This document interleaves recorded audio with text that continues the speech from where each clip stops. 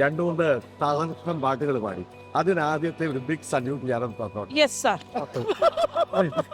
എന്താണ് കുറ്റക്കാരെ പറ്റി ഒരു അല്ല, ആ കൂട്ടായ്മ അല്ല നമുക്ക് ബേസിക്കലി ഈ ലക്ഷ്മി ആദ്യമായിട്ടാണ് അമേരിക്കൻ മലയാളികളുടെ ഇടയിൽ അതായത് ഒരു കോണ്ടിനെന്റ് ഇപ്പൊ നമ്മൾ നോർത്ത് അമേരിക്കയിലല്ലേ, നോർത്ത് അമേരിക്കയിലോ സൗത്ത് അമേരിക്കയിലോ ഒരു ഒരു ഒരു യു എസിൻ്റെതായിട്ടുള്ള ഒരു പരിപാടികളിൽ ഇന്ന് വരെയും പോകാത്ത ഒരാളാണ്.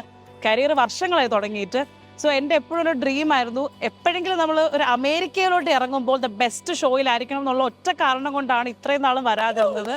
So I am so happy. Best എവിടെ കിട്ടാൻ അല്ല, ഞാൻ ആക്ച്വലി എനിക്ക് ആദ്യത്തെ അവസരത്തിൽ I was so excited to perform. പക്ഷേ അത് കഴിഞ്ഞപ്പോഴത്തേക്ക് ഞാൻ പറഞ്ഞ കുറച്ച് പേരുകളാണ്. അതിൻ്റെ ഫസ്റ്റ് ഓഫ് ഓൾ രമേശ് ചേട്ടനോട് എനിക്ക് ഈ ഒരു കൈ ഇങ്ങോട്ട് എടുത്ത് കാരണശാല അല്ല എന്താ പറയുക, അതുകൊണ്ടല്ല. രമേശ് ചേട്ടനെ ഞാൻ കണ്ടിട്ട് കുറെ കാലമായി, ഞങ്ങൾ വർഷം മുമ്പ് അറിയാം. എങ്കിൽ പോലും ഞാൻ മനസ്സിൽ എനിക്ക് അമേരിക്കയിലോട്ടൊന്ന് പോകണം എന്ന് ആഗ്രഹം വെച്ചിട്ട് രണ്ടിൻ്റെ അന്ന് ചേട്ടൻ്റെ കോള് വരികയാണ്, ലക്ഷ്മി നമുക്കിങ്ങനെ ഫോമയുടെ ഒരു പ്രോഗ്രാം ഉണ്ട്.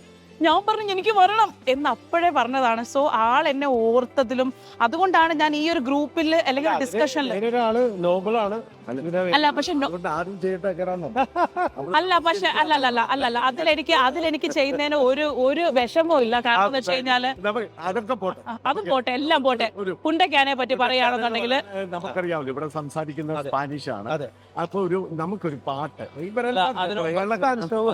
ഈ സ്ഥലത്തിന്റെ പേരൊന്ന് പറഞ്ഞു. ഒന്ന് പറഞ്ഞേ, ഈ സ്ഥലത്തിന്റെ പേര് പുണ്ടക്കാന. ഈ പേരാണ് ഏറ്റവും വലിയ പ്രശ്നം.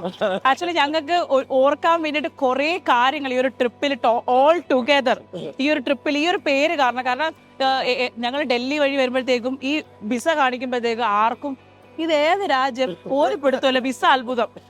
ഞങ്ങൾക്ക് ശരിക്കും പറഞ്ഞാൽ കോമഡി ആയിട്ട് തോന്നിയത് ഞങ്ങൾ ഇവിടെ പുണ്ടക്കാന എയർപോർട്ടിൽ വന്ന് ഇറങ്ങിയപ്പോൾ പോലും അവരുടെ വിസ കണ്ടപ്പോൾ തന്നെ നിങ്ങൾക്ക് ഇതൊക്കെ എങ്ങനെ കിട്ടിയെന്നുള്ളൊരു ചോദ്യം പോലെ.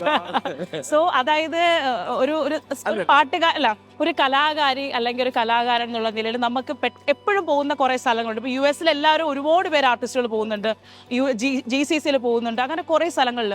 പക്ഷേ ഞങ്ങൾക്ക് ഇവിടെ വരാൻ പറ്റിയത് ഇനി എത്ര പേർക്ക് ഇവിടെ ഷോ വന്ന് ചെയ്യാൻ പറ്റും എന്നുള്ള അറിയത്തില്ല. ആ ഒരു കാര്യത്തില്